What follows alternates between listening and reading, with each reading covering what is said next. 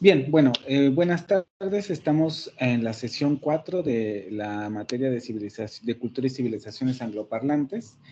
Y vamos a pasar entonces ahora al siguiente tema que nos convoca el día de hoy, que sería inglés moderno temprano.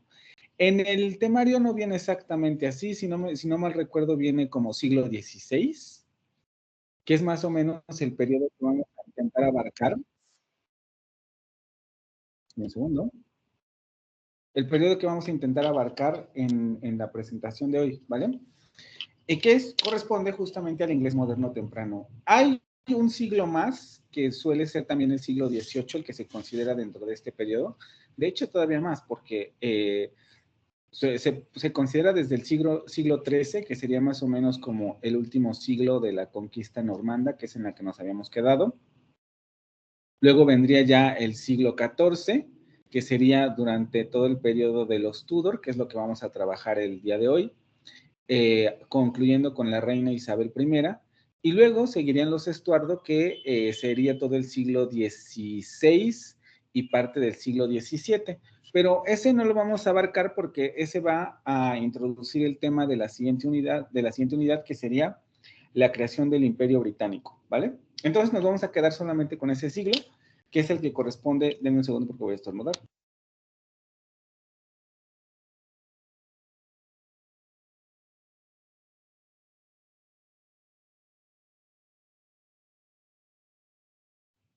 Listo, perdón. Que corresponde con, ya hasta se me fue la idea, en el siglo, que corresponde con el siglo XVI que viene en el temario, ¿vale? Vamos entonces a iniciar. ¿Cuál va a ser el programa o los temas que vamos a abarcar hoy? Vamos a ver el objetivo de la sesión, vamos a hacer un repaso de lo que se vio la semana pasada o de lo que trabajaron la semana pasada. Vamos a ahondar un poco más en los temas de esta semana, que es lo que les acabo de platicar. Vamos a realizar una actividad síncrona. En este caso va a ser más bien, vamos a visualizar algunos videos para... Es muy difícil encontrar material confiable sobre cómo era la pronunciación o cuáles fueron los detalles lingüísticos que ocurrieron durante este periodo. Y usualmente el material que se puede encontrar didáctico, que serían videos y ese tipo de cosas, suele ser muy complejo, ¿no? Hay cursos completos en YouTube sobre la historia del inglés, pero vienen en inglés, son muy extensos, a veces tratan también con términos lingüísticos que a lo mejor todavía para ustedes son un poco desconocidos. Entonces, por eso es que no opto tanto por esos materiales, aunque obviamente son materiales muy buenos, un poco como el documental que ustedes tienen en la plataforma, pero obviamente requieren pues haber desarrollado otras habilidades que de momento creo que a pesar de que pueden ser útiles para ustedes, no necesariamente son, no todos están como en la misma sintonía con esas habilidades, ¿no? Entonces vamos a revisar unos videos que creo que son muy didácticos de ciertos elementos que se heredaron de ese periodo. Vamos a abrir un espacio de dudas, vamos a hablar sobre la actividad que van a entregar esta semana, que es la primera fase del proyecto integrador.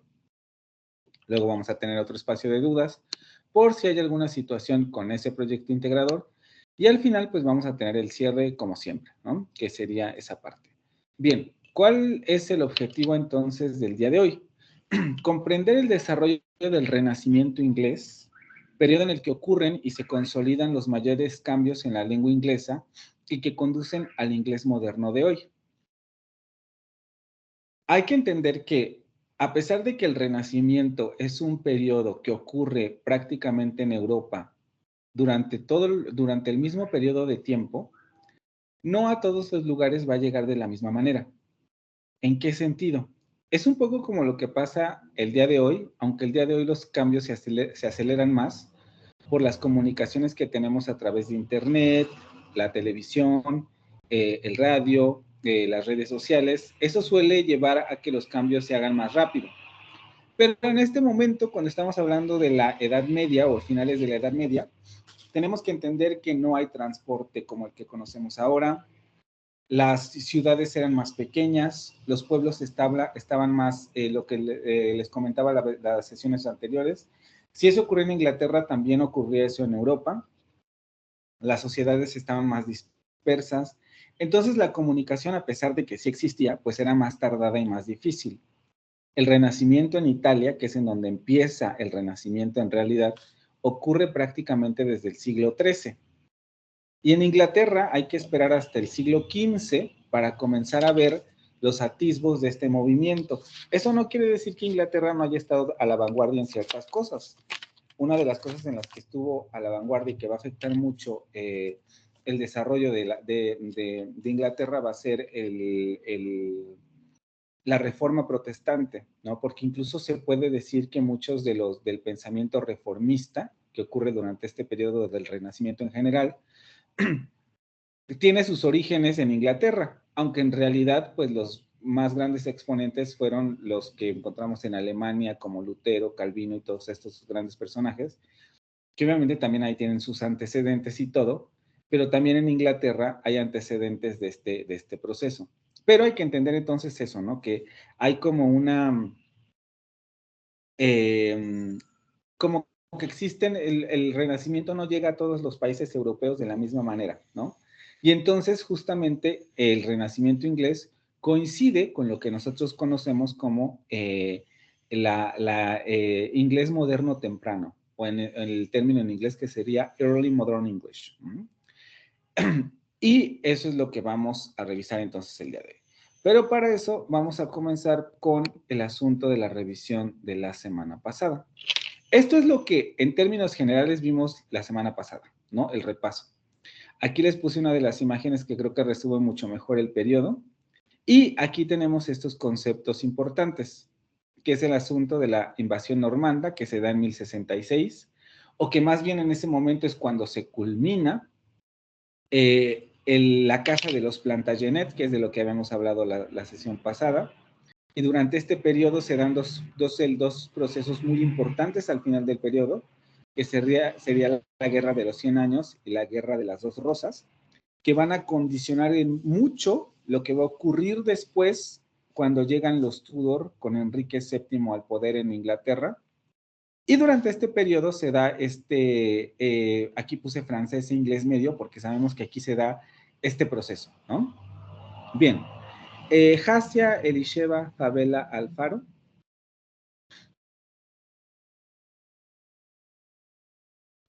Sí, profe.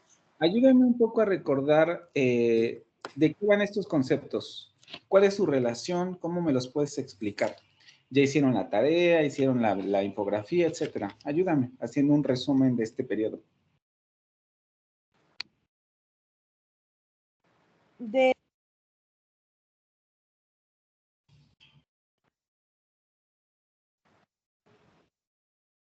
¿Se ve la presentación o no se ve la presentación? Ya, profe, es que tenía problemas. Es que le picaba el micrófono y no se quería poner. ¿Habla de la invasión normanda? De todos los conceptos que tengo en la presentación. Ok. La diapositiva la tengo ahí. A ver, explícame más o menos de manera muy rápida, cuál es la interrelación entre todos esos elementos que les puse ahí. Voy. Déjame. Voy a hacer un poquito en la infografía que hice. ¿Está bien? Ok, a ver. Pues la invasión normanda Uh-huh. Y la posterior llegada de la dinastía de los Plantagenet están relacionados en la historia de Inglaterra porque forma una parte como en la misma línea de sucesión del dominio normando y el francés sobre el trono inglés. Uh-huh. Me acuerdo que ahí mencionaban algo, bueno, de un personaje que se llamaba Guillermo, que le decían Guillermo el Conquistador, que era el duque de Normandía en Francia. Él participó en la batalla de Hastings, en la derrota del rey Harald II, y se convirtió en el rey de Inglaterra. Y por consecuencia de esta guerra, Inglaterra pasa a estar gobernada por una élite normanda francoparlante, y eso hace que cambie su idioma, y la cultura y la nobleza inglesa, pues, o sea, cambian el idioma, ¿no? También en 1600, en el año 1066 al 1154, Guillermo y sus descendientes, como Enrique I, reinan en Inglaterra. Y el idioma de la corte es el francés normando. Exacto. Se crea una nueva aristocracia con las raíces de, pues, francesas y se impone el feudalismo. También los Plantagenet en el año 1154 al 1485. Enrique II, que es el nieto de Enrique I, gobierna una dinastía que era llamada Angevinos, el sí. Imperio Angevino. Sí, pues en sus inicios. Sus orígenes son descendientes de los normandos, pero su linaje provenía del oeste de Francia.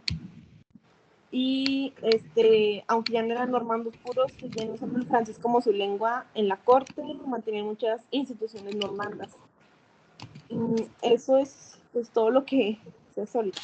No alcancé a escuchar muy bien porque como que siento que fue más bien como todo lo que ocurrió con los Plantagenet y todo eso, pero de manera muy breve, ¿qué podrías decir del inglés medio en este momento? ¿Qué ocurría con el inglés durante este periodo? Sí, el inglés medio en esa época surgió pues tras la invasión normanda, cuando el inglés antiguo se mezcló con el francés normando y el latín. Durante el periodo de los Plantagenet, el inglés perdió pues muchas formas gramaticales y adoptó pues muchas palabras de los franceses que estaban relacionadas con la ley y la guerra de aquel gobierno, y comenzó a parecerse más al inglés moderno. Aunque el francés era el idioma de la corte, el inglés medio fue ganando terreno, o sea, como la lengua de aquel pueblo, hacia el final de aquel periodo. Ok, muy bien. Hiciste un muy buen resumen de esta parte. Digo, algunos detalles que por ahí podríamos afinar, pero en general muy bien. Mi pregunta es, ¿ven la presentación? Porque me están llegando estos mensajes de que no se alcanza a ver la presentación y tengo dudas. ¿La están viendo ya o no se ve? Ahorita no se ve, profe. Yo no puedo verla. A ver, déjenme ver si la puedo compartir mejor de manera.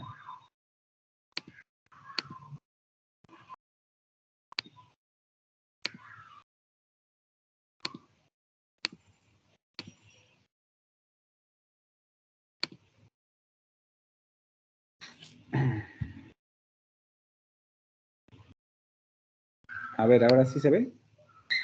Ahora sí ya se puede observar. No, creo que otra vez la volví a quitar. Denme un segundo.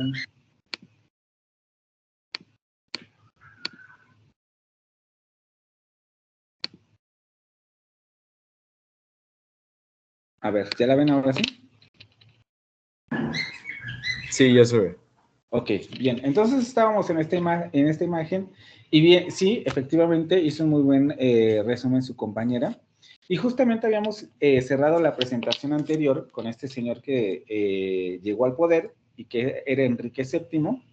Y habíamos dicho que él comienza, o bueno, con él comienza el reinado de los Tudor en la corona británica, ¿no? Y es ahí donde vamos a comenzar. Después de ellos van a venir los Estuardo, que es como les decía yo, la siguiente parte de lo que del periodo que se conoce como inglés medio temprano, pero no vamos a llegar hasta ellos, sino que solamente nos vamos a quedar con los Tudor.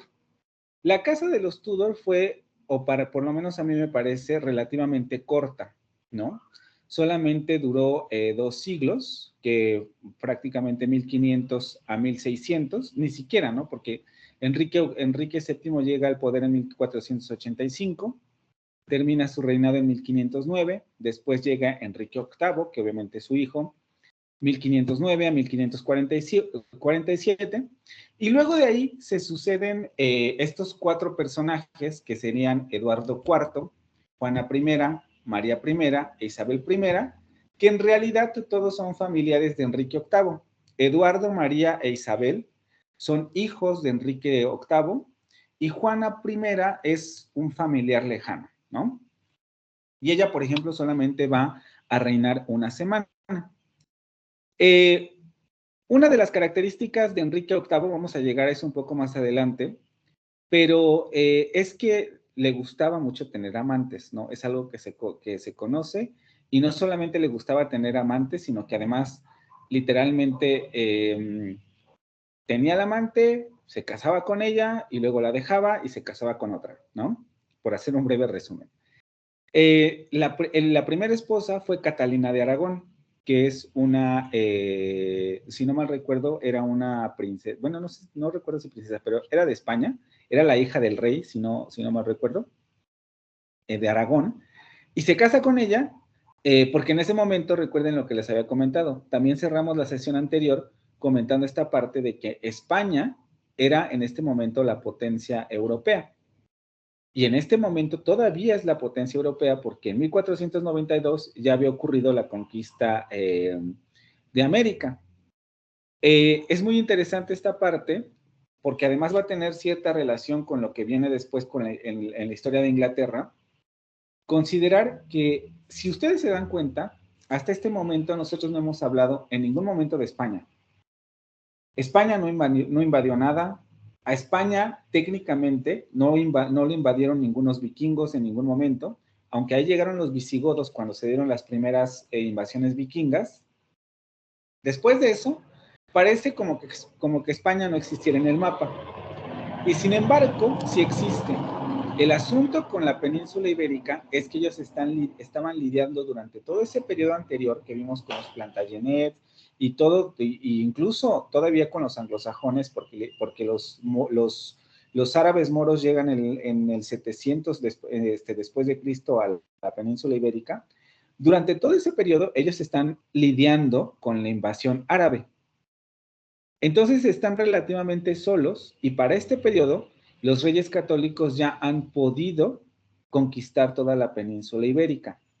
Entonces, en este momento, España ya es la potencia europea, porque estuvieron relativamente en solitario, lidiando solamente con los moros. Además, eso es muy interesante también por lo que va a venir después, porque España va a lograr consolidar su identidad nacional a partir de esa lucha contra los moros herejes o contra los moros infieles, porque la corona española va a fundar su identidad en el catolicismo, ¿sí? Entonces, los españoles se van a convertir como en el estandarte católico contra los árabes. Y mientras ellos están realizando la reconquista, en Inglaterra estaba ocurriendo todo el asunto de los Plantagenets, la invasión normanda, el inglés medio estaba en lo que estaba, ¿sí? Y cuando llega entonces Enrique VII y Enrique VIII, España ya se ha convertido en la potencia europea. Y por eso es que Enrique VIII se va a casar con la hija con Catalina de Aragón, porque él va a querer justamente como ya entrar en esta dinámica de poder que ya está jugando España, ¿vale? El asunto es que el señor se va a aburrir de ella, porque Catalina de Aragón es más grande y nunca le dio un hijo varón, con ella siempre tuvo hijas.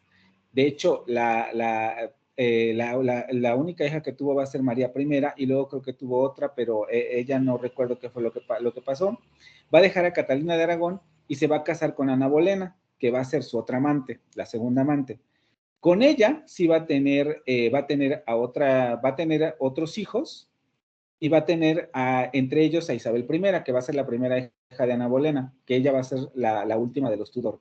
Pero también con Ana Bolena se va a cansar, no le va a dar un hijo, y la va a dejar, ¿no? Y va a tener después un hijo varón, ahora sí por fin, con esta otra señora que se llama Jane Seymour. Ella también va a ser inglesa. Ana Bolena y Jane Seymour sí van a ser inglesas. Y con su tercer amante es con la que va a tener a Eduardo VI. Por eso es que ocurre la sucesión de esta manera. Como primero nace el hijo de Jane Seymour, perdón, como él es el primer hijo varón, él es el primero que va a acceder al trono. Después, como él muere, va a quedar Juana I, que es una familiar incómoda por ahí, no vamos a hablar mucho de ella porque en este momento no es tan relevante, pero luego también la sacan del poder, de hecho la va a sacar María I, y luego por orden de edad, María I va a quedar como la reina, va a ser la hija de Catalina de Aragón I, la primera esposa, y por último, como María I también va a morir, esa parte de la historia es muy interesante entre María e Isabel. Va a morir María I, va a acceder al trono Isabel I, que es la hija de Ana Bolena, porque es la segunda hija mayor, ¿sí? Más o menos, espero haberme explicado. El asunto es que todo esto es un enredo, y justamente el periodo de la casa de los Tudor, pues solamente es esta sucesión, digámoslo así, Enrique VII, Enrique VIII y sus tres hijos, ¿sí? Ahora sí vamos con lo que estamos aquí. Enrique VII entonces llega al poder entre 1485 y 1509. Esto es lo que habíamos dicho la vez pasada. Es el primer Tudor que se va a encargar o va a tener la tarea, porque él se la va a imponer y porque además el contexto se le impone, de legitimar su reinado. Porque sabemos que él, recuerden que un poco les platiqué la vez pasada y si también vieron los videos que les compartí, este señor es un bastardo, porque en realidad es hijo de la esposa del anterior rey, pero la esposa ni siquiera es de la casa ni de los Plantagenet, ni de ninguna casa de ellos dos, sino que ella tuvo un amante en Gales y nació este señor que es Enrique VII. Entonces, Enrique VII, pues en realidad es un bastardo, ¿no? Llega al poder y tiene en sus manos la tarea de legitimar su reino. Con él, justamente por este impulso legitimador, va a haber como mucho impulso de materia lingüística, por decirlo de alguna manera. En primer lugar, va a ser el asunto de impulsar el inglés para separarse del pasado normando del que ya veníamos hablando, y que justamente con la expulsión de los Plantagenet, por decirlo así, del trono, pues se termina esto que conocemos como la conquista normanda. Los normandos salen, habíamos hablado también de que surge como una especie de nacionalismo, aunque en este momento es incorrecto hablar de eso. Sí hay una sensación de que los habitantes de la isla de Gran Bretaña tienen que separarse de alguna manera simbólica y también de alguna manera de los invasores, y entonces es por eso que comienza a haber esta disputa entre el francés y el inglés. Y entonces justamente Enrique VII va a no aprovecharse de esto porque pues era algo lógico, pero va a tomar esto y va a comenzar a impulsar el inglés para ir legitimando su propio estado. Y también en este sentido va a haber un impulso literario con el asunto de la leyenda artúrica. Es aquí donde se comienzan a formar varias de las materias que ustedes leyeron en los materiales anteriores, la materia de Bretaña, la materia de Francia y la materia de Roma. Y aquí Enrique VII va a comenzar este proceso con la leyenda artúrica, porque él va a tratar de legitimarse a través del hecho de propiciar la leyenda de que él es descendiente de Arturo, ¿vale? No nos vamos a detener tanto aquí. Pero también es importante que precisamente por este proceso de pacificación de alguna forma, porque Enrique VII comienza la pacificación de las islas, entre comillas, ya no tenemos más invasores, ya están quedando, digamos, están ya un poco como gobernando para sí mismos y por sí mismos. Y eso ya propicia que comiencen a preocuparse por otras cosas. Y por eso comienza el Renacimiento inglés, ¿sí? Va a ser un periodo que abarca desde el final de la Edad Media hasta el inicio de la Edad Moderna. Recuerden que la Edad Media está terminando justamente en este proceso. De hecho, uno de los puntos en donde se dice la Edad Media termina aquí, aunque obviamente solamente es como por facilidad de fechas, la conquista de América es la que marcaría ese final, ¿no? Hasta el inicio de la Edad Moderna, y marcó un resurgimiento en las artes, la literatura, la educación clásica y el pensamiento humanista. Este resurgimiento es paulatino, no se va a dar de un día para otro. Con Enrique VII comienza el Renacimiento inglés, pero el Renacimiento inglés va a alcanzar su culmen o va a alcanzar su periodo de máximo esplendor con la reina Isabel I, es decir, hasta el final del reinado de los Tudor, ¿sí? Después de él va a venir Enrique VIII, que ya más o menos les platiqué es hijo de Enrique VII,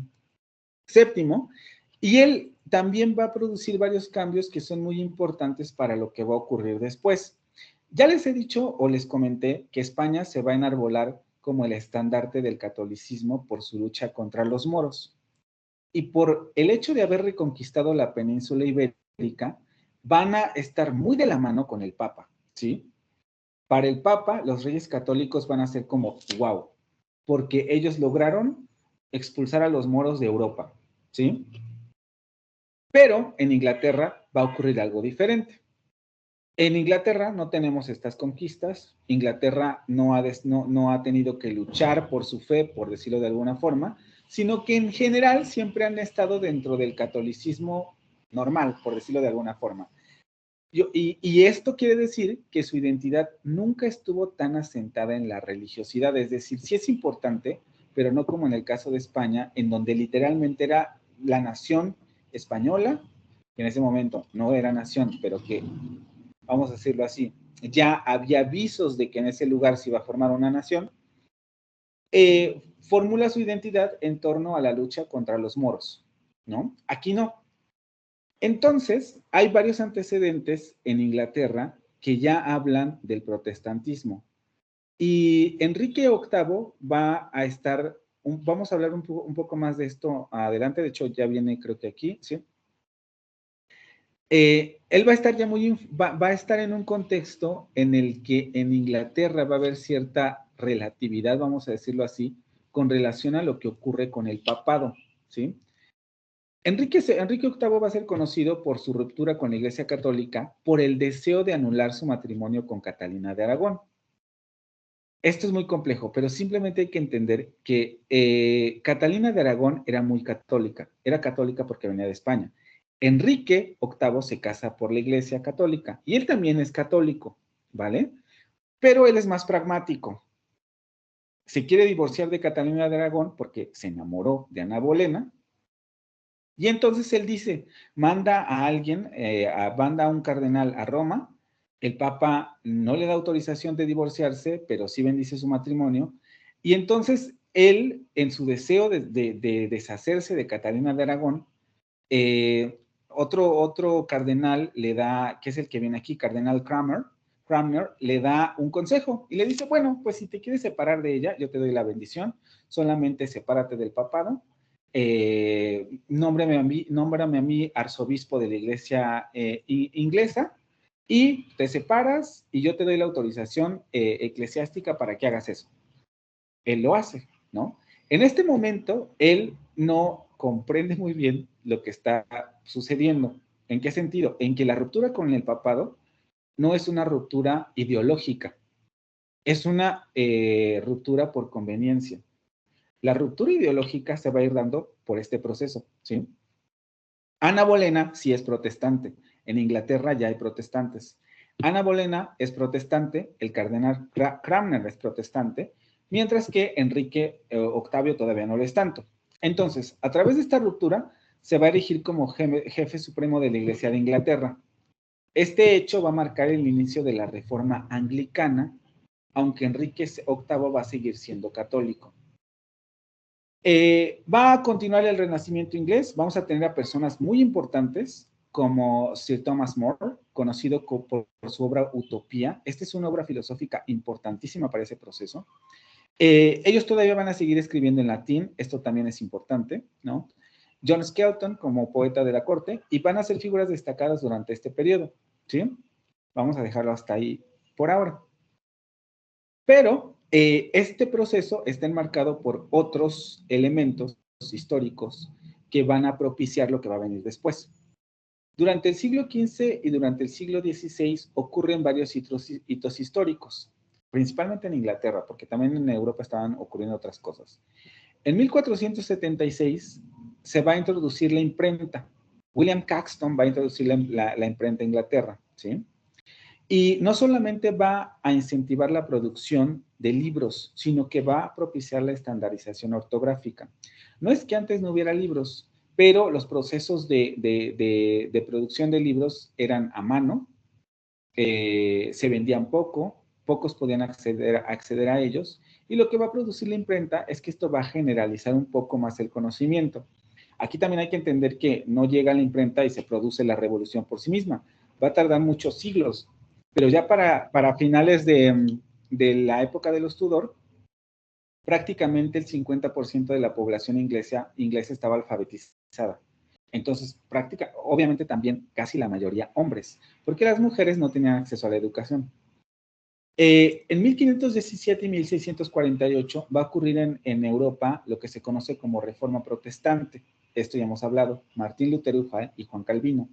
También esto va a tener repercusiones ideológicas muy importantes en el lenguaje, de la cual no vamos a poder hablar porque tenemos muy corto tiempo. Pero también va a producir cosas importantes. Si ustedes ven el video que les voy a postear el viernes, por ahí se habla un poco de este asunto, aunque no en todos los, no de manera profunda, pero quizá uno de los puntos más importantes de la reforma va a ser la posibilidad de la traducción de la Biblia a lenguas vernáculas, es decir, dejar la Biblia de latín, o más bien dejar la Biblia escrita en latín, para comenzar a traducir la Biblia para que la gente del común pueda entender lo que dice ese libro. ¿Sí? Me gustó mucho lo que decía uno de los autores de los videos que van a revisar, en el sentido de la reforma protestante también se puede entender como una reforma de acceso a la educación, por decirlo de algún sentido. Porque los reformistas lo que querían simplemente era que el conocimiento religioso o el conocimiento de Dios, por decirlo así, llegara a la mayoría de la población, ¿no? En Inglaterra tenemos muchos antecedentes que van a permitir que la reforma protestante cuaje muy rápidamente.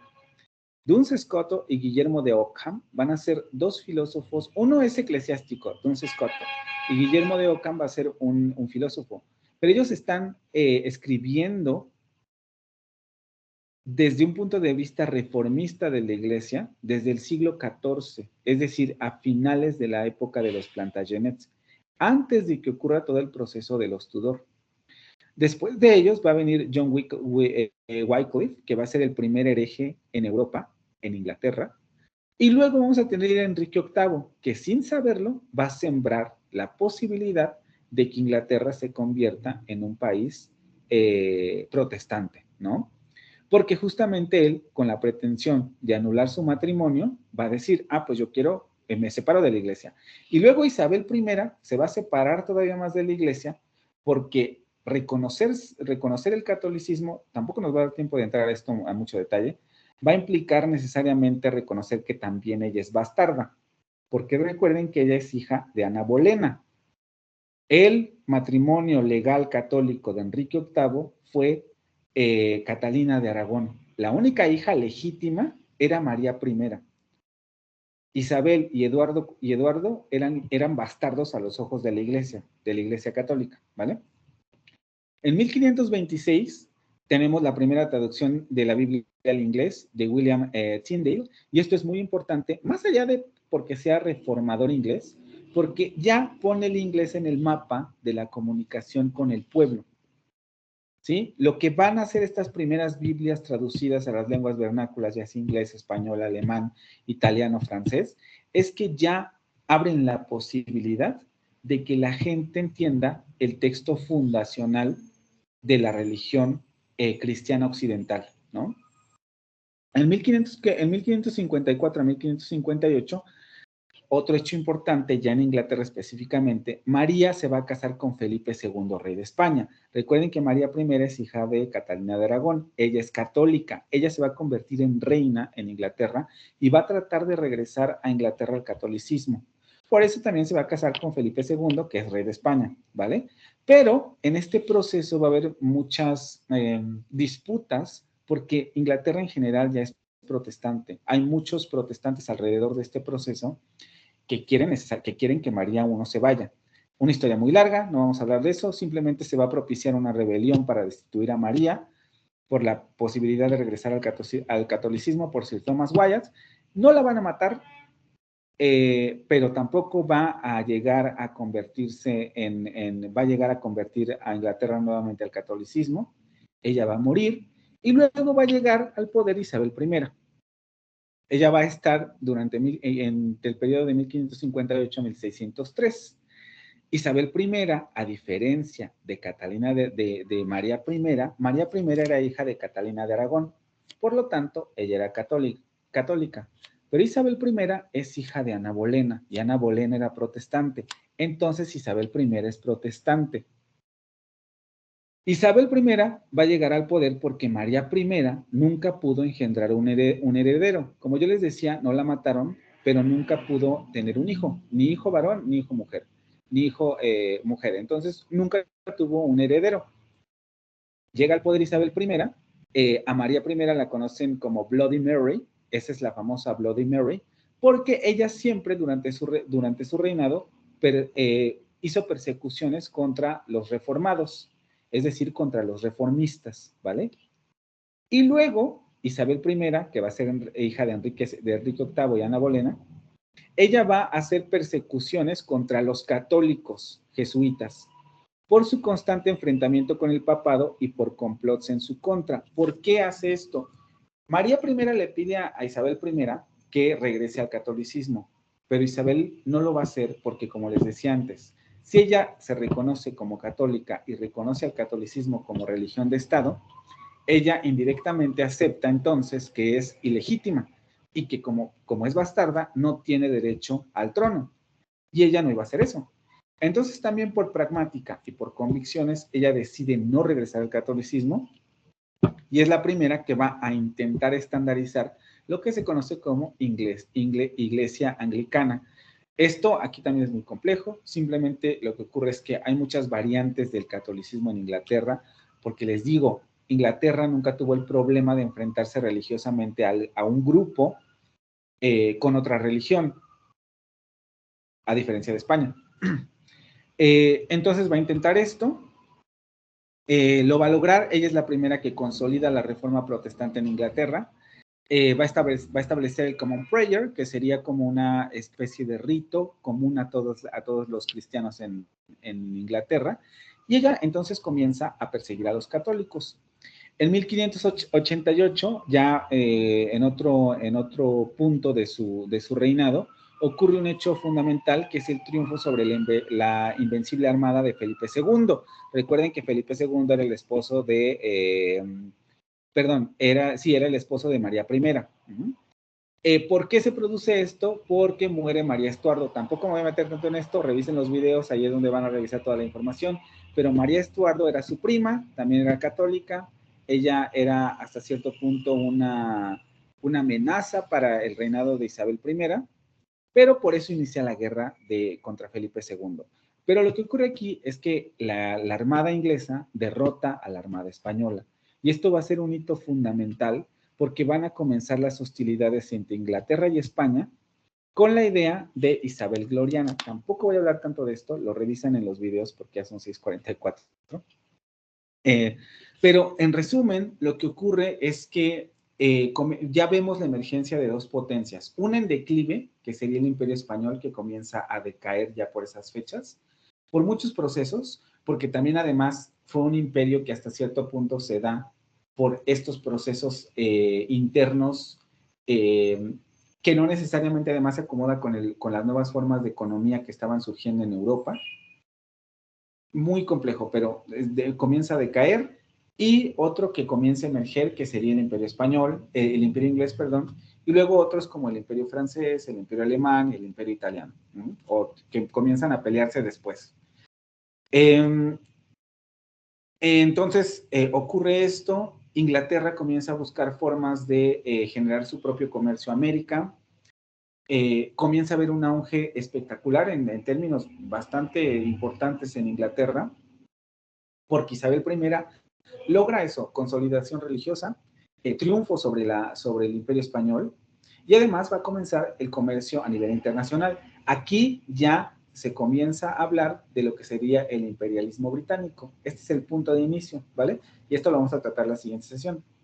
El personaje importante, Francis Drake, que es el que va a realizar las expediciones a América. También otro dato importante son expediciones piratas, porque la mayoría de las expediciones inglesas van a ir en contra de los barcos españoles, ¿vale? España siempre va a dominar las rutas comerciales, pero Inglaterra, como dice, bueno, ok, yo no puedo quitarle las rutas comerciales a España, pero sí puedo atacarlos, ¿no? Puedo robarles mientras van en el viaje de un lado a otro.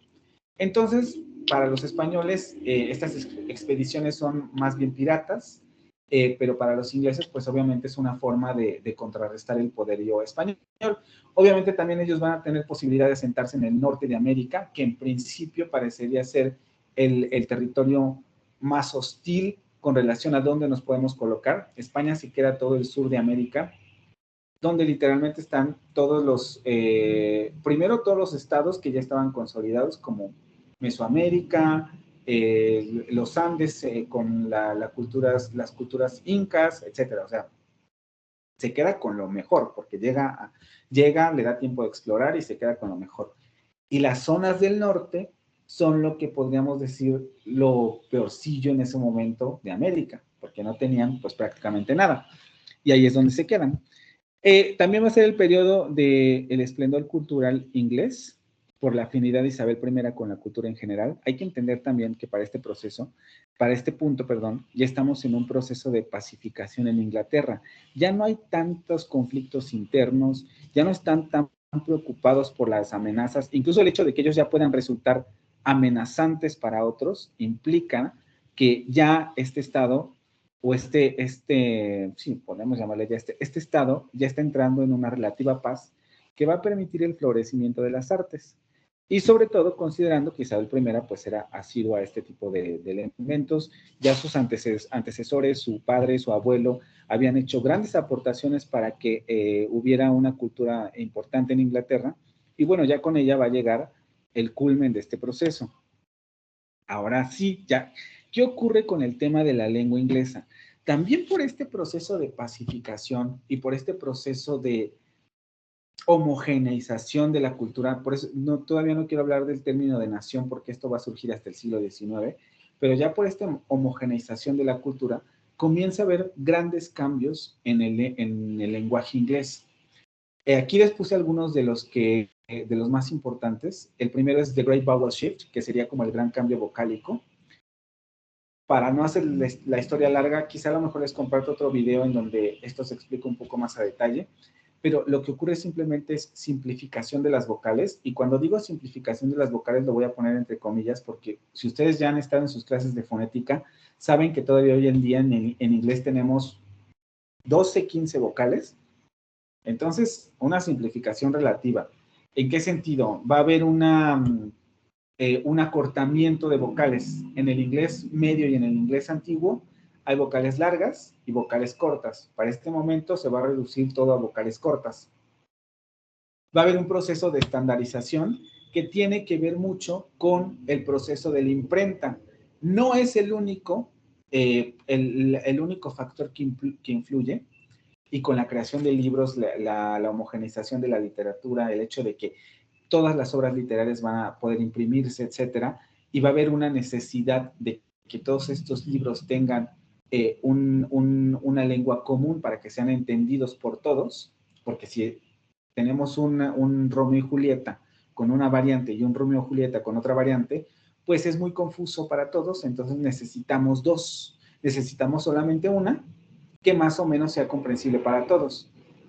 Eso va a ayudar, pero hay otras cosas, ¿no? O sea, justamente este proceso implica la alfabetización, qué tipo de variante vamos a utilizar, la estandarización ortográfica, porque necesitamos que todos escriban de la misma manera. Ya en este momento se va a empezar a producir este proceso. En términos de gramática, por ejemplo, el do, que sería con su uso perifrástico o con su uso de comodín, o lo que se conoce como dummy do, que es esta parte en donde este auxiliar, por ejemplo, aparece en contextos en donde a lo mejor no sería tan necesario, o el que nos cuesta trabajo a nosotros, como por ejemplo en las preguntas. ¿Do you know something? Y ese do tiene que aparecer al principio. ¿Para qué? Solamente para formular la pregunta, no tiene ningún significado porque todo el significado está en el resto de la oración. Incluso en términos de entonación, por ejemplo, para nosotros en español, hacemos la pregunta entonando, no necesitamos ningún auxiliar. Pero en inglés, aquí es donde comienza a aparecer este do, o para las respuestas. Do you want some coffee? Yes, I do. Y ese do no tiene ningún sentido ahí, simplemente es un uso perifrástico que empieza a ocurrir aquí. Obviamente tiene una historia y tiene un porqué, pero es aquí donde empieza a ocurrir. La proliferación de los verbos en ing, los que terminan en el ing.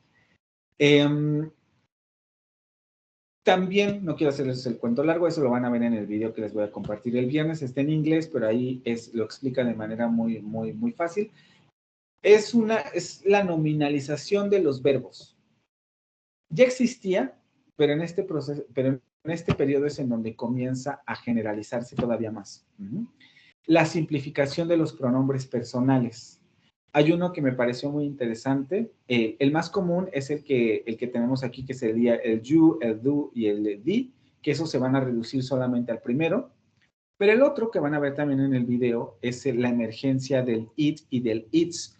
Y de lo que habla justamente el doctor es de la pérdida de los géneros gramaticales. Se van a perder los géneros gramaticales en inglés en este momento. Y sabemos que en inglés no existe el género como tal, más que para ciertos elementos. Para algunos pronombres como she y he, pero para los adjetivos, para los posesivos, para todas estas palabras que en español sí tienen género, en inglés no existe. Y este proceso ocurre o se consolida aquí, porque muchos de estos cambios ya habían empezado desde el inglés medio. No tenemos mucho conocimiento de qué ocurría en el inglés medio, porque recuerden que el inglés medio estaba sobajado por el latín y el francés normando. Entonces, hay escritura, pero no tenemos tanta escritura como para saber qué es lo que realmente estaba ocurriendo en el inglés medio. Sí hay datos, ¿vale? Tampoco quiere decir que nos lo estamos inventando, pero no hay tanto. Y estos cambios que inician ahí se van a consolidar aquí. Y por último también tenemos el asunto de los modal verbs, que es en este periodo donde también comienza su consolidación como modal verbs. Antes, estos verbos sí tenían significado completo, incluso no necesitaban otro verbo para poder codificar su sentido. Para este punto ya comienzan a verse que los modal verbs comienzan a funcionar como tal, que ya están vacíos un poco del significado y comienzan a utilizarse como modales. También eso lo van a ver en el video del viernes, ¿vale? Y otra cosa que también es trascendente para un idioma es la emergencia de una literatura importante. Aquí solamente les estoy poniendo a los principales personajes que se pueden ver en la época isabelina, porque ni siquiera les estoy poniendo de toda la época, ¿sí? Tenemos a Edmund Spenser, que sería un poeta que vivió de 1552 a 1599. Le escribe un poema largo y épico a Isabel I. Es un poema muy conocido también. Tenemos a Sir Francis Bacon en 1561 a 1626. Va a ser uno de los filósofos más prominentes de esa época. También esto habla mucho de la complejidad del inglés, que en este momento ya se puedan realizar obras literarias y obras en prosa de esta naturaleza, habla de que el inglés también ya es no todos van a escribir en inglés, ¿vale? Va a haber obras que van a estar escritas en latín porque se va a seguir considerando que latín es la lengua vernácula para transmitir estos conocimientos, pero varios de ellos también ya van a escribir en inglés.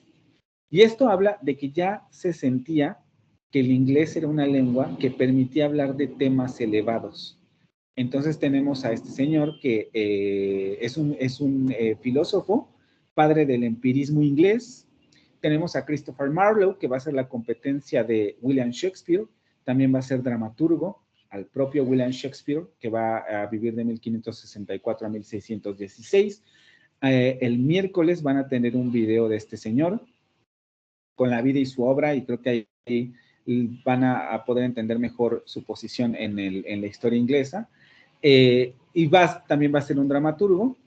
Y vamos a tener a John Milton, otro poema muy conocido por el poema Paradise Lost, El Paraíso Perdido. De 1608 a 1674 vive este señor. Él sí ya es de la época de los Estuardo, ¿vale? Y estos son los personajes principales, les digo, que hablan ya del proceso de la lengua inglesa consolidado, y que permite hablar de estos temas que en ese momento se consideraban más elevados. No nos va a dar tiempo de ver estos videos. Se los voy a dejar en la plataforma de Blackboard. Son 20 videos que hablan sobre los idioms que se heredaron o que en algún momento escribió William Shakespeare y que todavía en la actualidad se pueden escuchar en el habla cotidiana de los ingleses. No siempre, porque no todo el tiempo nos la pasamos hablando en idioms, ni siquiera nosotros, ¿no? En español no siempre utilizamos refranes ni modismos, aunque a veces sí, pero que todavía perviven estas frases que salieron de la pluma de Shakespeare. Entonces van a tener esta semana varios videos y varios recursos para poder enriquecer de lo que les he hablado aquí, porque es uno de los periodos más interesantes y más ricos en términos de lo que ocurre lingüísticamente con el inglés, ¿sí? La siguiente semana vamos a pasar al asunto de la expansión imperialista inglesa. Bien, vamos con las entregas para ya cerrar hoy. Para esta semana tenemos la primera parte del proyecto integrador que tienen como fecha límite para entregar el 4 de agosto de 2025, que sería el próximo lunes, a las 3 a.m. ¿Qué es lo que van a hacer? Van a elaborar una presentación de 5 diapositivas en la que se contextualice una obra de Shakespeare tomando en cuenta 3 criterios: la cultura, el entorno histórico-social y la evolución del inglés. Creo yo que con el material que ustedes tienen, tanto los que brinda la plataforma en sí y los videos que les estoy poniendo y los materiales que les estoy poniendo, tienen suficiente material para hacer esto. Tal vez podrían agregar otra fuente, podrían agregar otros materiales, pero creo que con esto tienen suficiente material para hacer esto, ¿vale? Esta primera parte del proyecto ya ahora sí va a ser en equipos. Espero que también ya hayan tratado de comunicarse con su equipo, ya estén más o menos organizándose, y esto se va a entregar el siguiente lunes. La ponderación de este trabajo son 2 puntos y pues eso sería todo en este momento. ¿Tienen alguna pregunta? Todavía tenemos 3 minutos y si no nos podemos ir otros 2 o 3 minutos. Anel. Hola, buena tarde. No es nada relacionado a esto, pero es una pregunta que me surgió ayer. Ayer subiendo mi tarea a Blackboard, por error subí 2 archivos y uno de ellos es el correcto y el otro es el erróneo, ¿no? Intenté como eliminar el erróneo y no me dejó. Entonces no sé si habría alguna... ¿Subiste 2 archivos para qué tarea? ¿La de la infografía? Ajá. Mm. Tipo, en ellas sí subí la correcta, pero hay una extra que no es. Entonces, no sé si hay algún problema. Déjame checar el trabajo y si sí ya te mando correo, bueno, te mando mensaje por Blackboard y si no, para que lo vuelvas a asumir. Y si yo veo que no hay ni mucho problema, lo dejamos así, pero te aviso por mensaje, ¿vale? Perfecto. Anel Constanza Tapia Dávila, ¿verdad? Sí. Gracias. Iranito, perdón. Hola, ¿qué tal? Buenas noches.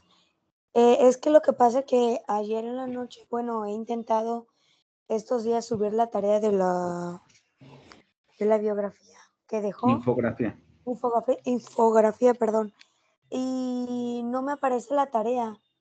Sí, porque la tarea se cerró hoy a las 3 de la mañana. Recuerden que la fecha límite era hoy a las 3 de la mañana. Pero había intentado y no pude, no me aparecía. Me aparecían de las otras semanas y las demás tareas, pero esa no me aparecía. Y sí la hice porque tengo el PDF, pero no pude subirla.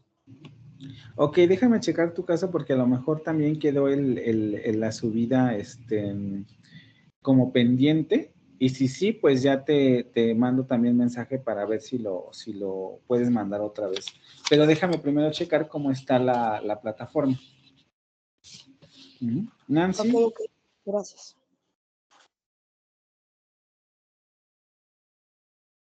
No te escucho, Nancy.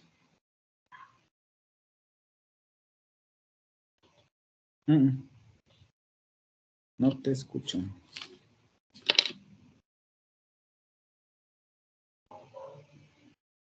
No.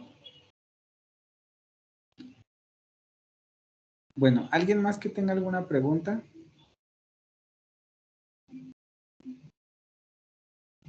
¿No? Bien, a ver, Citlali. No, en general está todo muy bien. Nada más es una pequeña duda sobre el foro del equipo. Para comunicarme con el equipo tendría que ser por es que es el tablero de discusión. Ajá. Ahí ya se pueden organizar ustedes como quieran.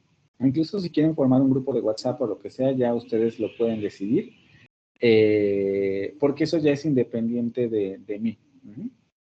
Pero no te iba a preguntar eso, te iba a pedir que por favor me ayudaras repitiéndome qué es lo que tenemos que entregar para la siguiente semana.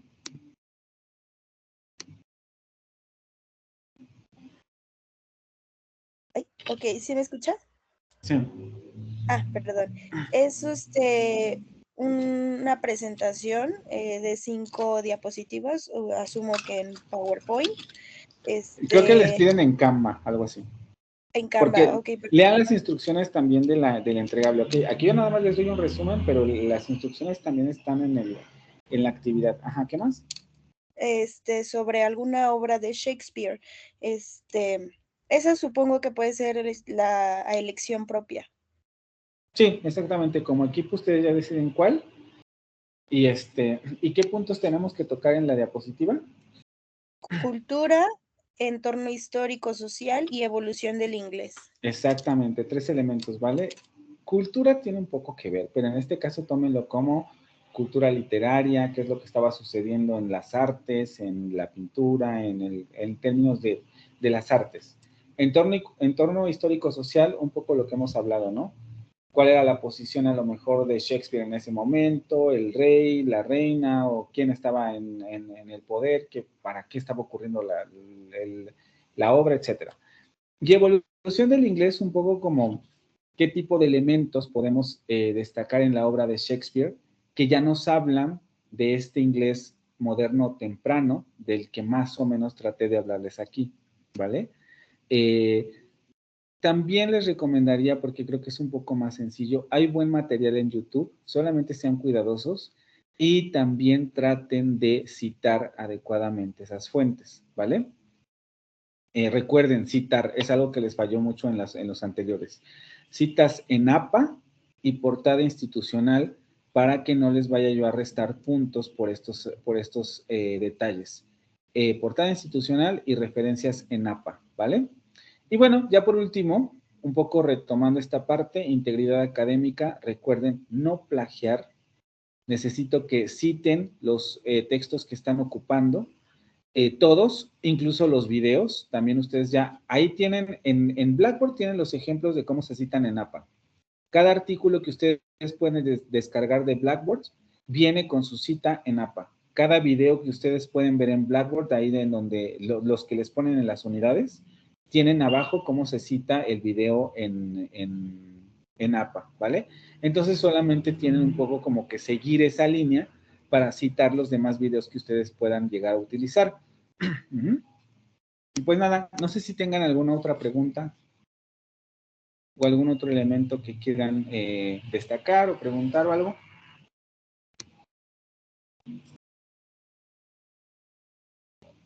¿No? Bueno, entonces si ya no hay más que decir, les agradezco mucho su participación o su asistencia. Espero también que más o menos yo haya podido ser lo más claro posible con este periodo que es muy complejo. Y pues nada, si no hay más dudas, nos vemos el siguiente lunes, ¿vale?